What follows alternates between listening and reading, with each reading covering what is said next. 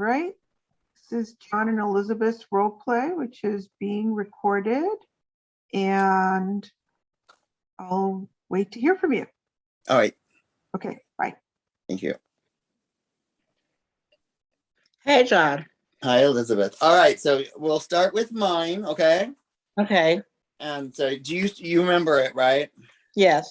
Okay. So let me. Elizabeth, you need your camera on. Okay.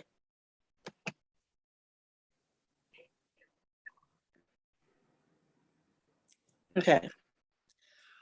Hi there, Mrs. Lopez. I'm John. It's a pleasure to meet you. Hello. Hi, John. Nice to meet you. I just real quick, I know you came in last week and did your intake for services, and you filled out like 100 forms and signed them, and that was about informed consent, your rights and responsibilities while seeking services. I did want to take this opportunity to remind you that I'm a mandated reporter, so everything is confidential unless I hear something about child abuse, elder abuse, or you have share intent to harm someone else or yourself. Okay. Do you understand that? Yes, I do. Fantastic. So what brought you here today for services? Well, I'm a binge drinker, alcoholic. I'm having some issues. Let's see. I'm having some issues at home. My 12-year-old daughter, she's running the family store for me because of my alcohol, because of my drinking. She does a lot of things that are like out of the ordinary for a 12-year-old, and I'm seeking help. Ashley said no. Okay, so so she's watching the store, so you could come here right now and see me. Yes. Yes, okay. And are you married? Does your husband help you with that? Yes, but my husband, he works 12 hours a day at the winery during the week. Okay, I see. And so you say you're binge drinking, and it's affecting your work life and your home life? Yes. Yes. Well, you made a good choice to come here and seek services, so we can try to work through this and find out what's going on with you. Okay. What is there any other issues going on with the drinking, like that that you're aware of? Yes, it's difficult for me to be able to make these appointments due to me having to leave the store and leave my daughter in charge. Yeah, I hear you on that. It is difficult, and since your husband's not available to help you with that. Yes. Okay. So what I'd like to do is to find a time to schedule the appointments that you won't have to leave your child in charge of the store. And so what times are good for you so we can make it work? My daughter, she goes to school from about 8:30 to 2:45. Okay. So anytime between there works better for me. All right, excellent. So then why don't we schedule your next appointment with me Okay. for Friday morning? We'll do 10 a.m. That way she's in school. Mm-hmm. Work for you? Yes, it will. Excellent. All right. Well, it was a pleasure meeting you, Mrs. Lopez, and I look forward to seeing you next week at 10. Okay. And yeah, we'll pick up there next week. Okay. Thank you very much. All right. So I'm going to reach out to one of my colleagues and discuss with them the matter that I'm struggling with, my ethical dilemma with, I'm concerned about my client leaving their child Elizabeth, you can turn your camera off. Leaving her child alone in the store, and I don't know what the laws or the regulations or even what our agency role is, like how we deal with that and what I should do, how I should move forward. So I'm going to speak with a colleague.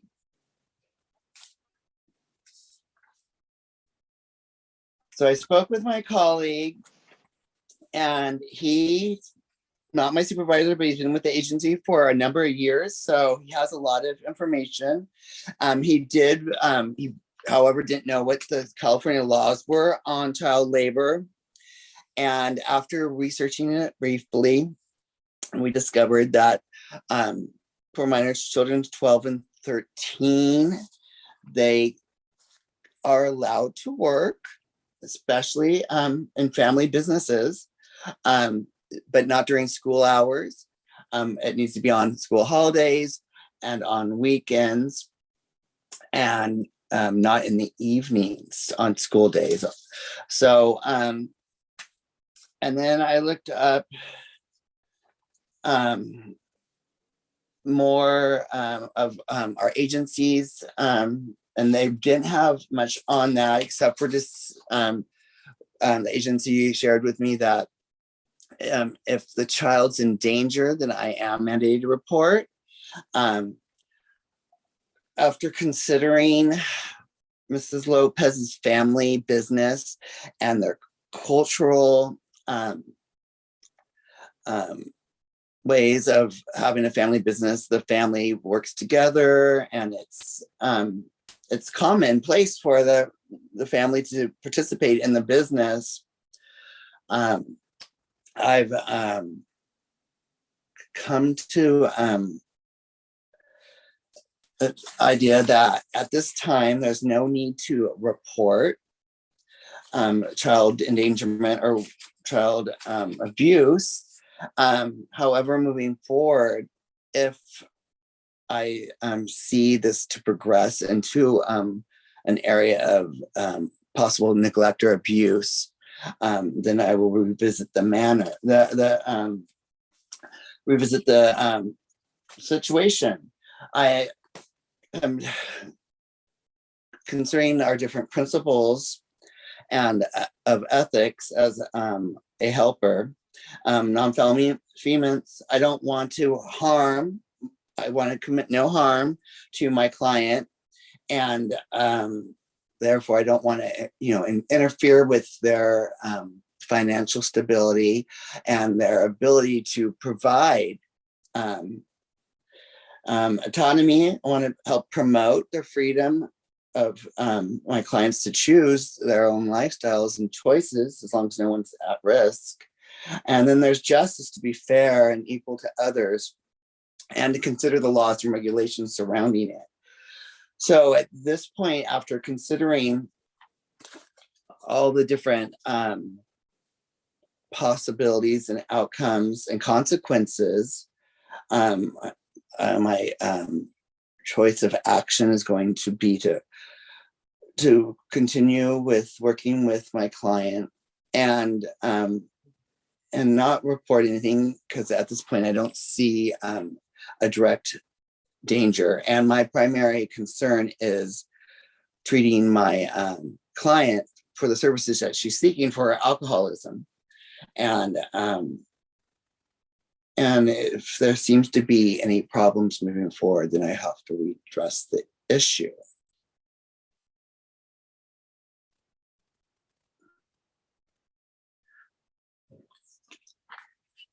All right, Elizabeth, Yes. you can turn your camera on. We can do yours now. Okay. One moment.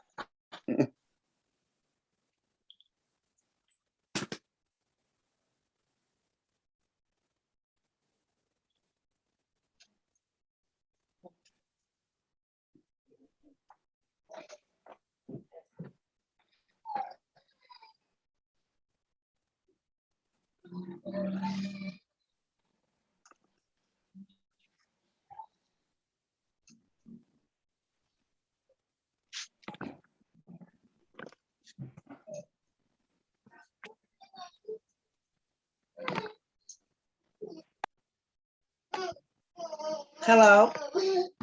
Hello. Okay. Hello, John. My name is Elizabeth. Hi, Elizabeth. Nice to meet you.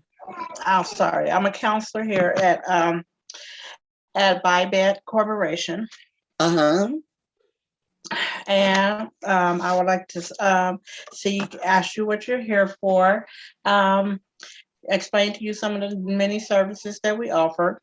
Okay. Have you sign a couple of papers of informed consent to let you know about to make sure that you are consent to treatment and that you understand the rights and responsibilities of the program. Make sure that you understand that you are welcome to, if anything, you can file an appeal or you can file a grievance if you feel like you have been wrongfully cared for here, or if we have not accommodated you to suit your needs. Okay. So, John, what brings you here today?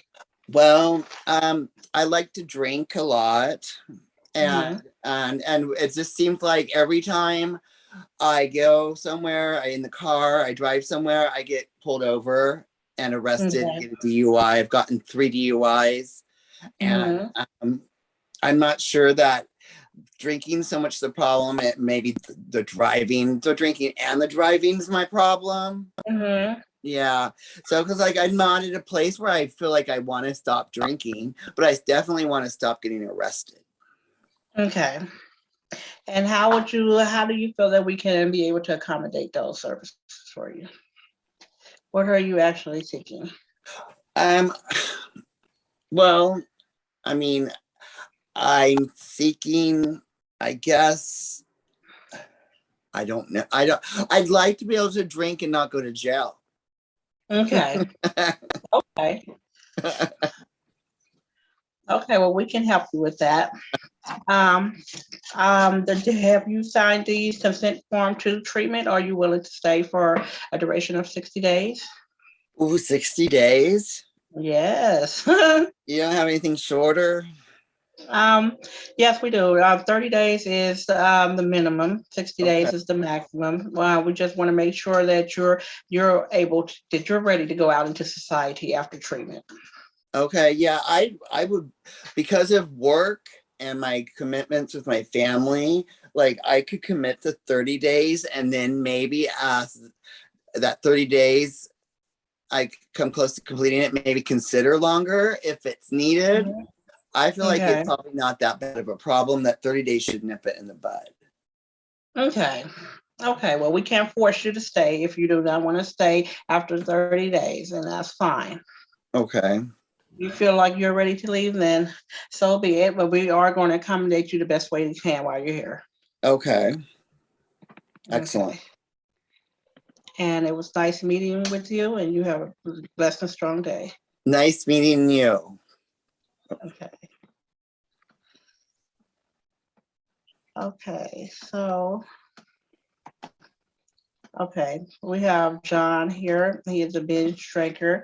It seems that his story is that when he drinks, he gets into a lot of trouble, DUI cases and everything. And what he's coming into treatment for is that he is seeking to be able to fight his alcohol addiction and not get into trouble every time he drinks.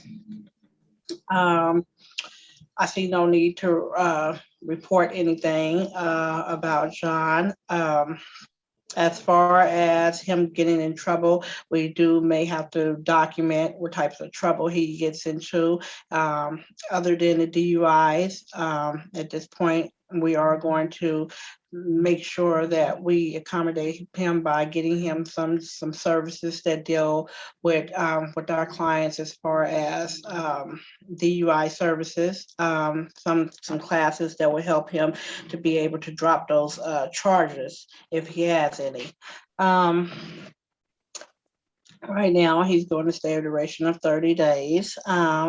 And as he signed in the consent that he can stay a minimum of 60 days if it's obligated, but if not obligated, then he will do 30 days. And I think that's about it, right, John?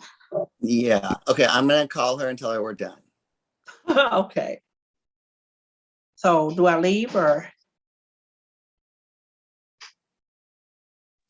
Yeah, you can leave and then she'll probably email you the link. Okay.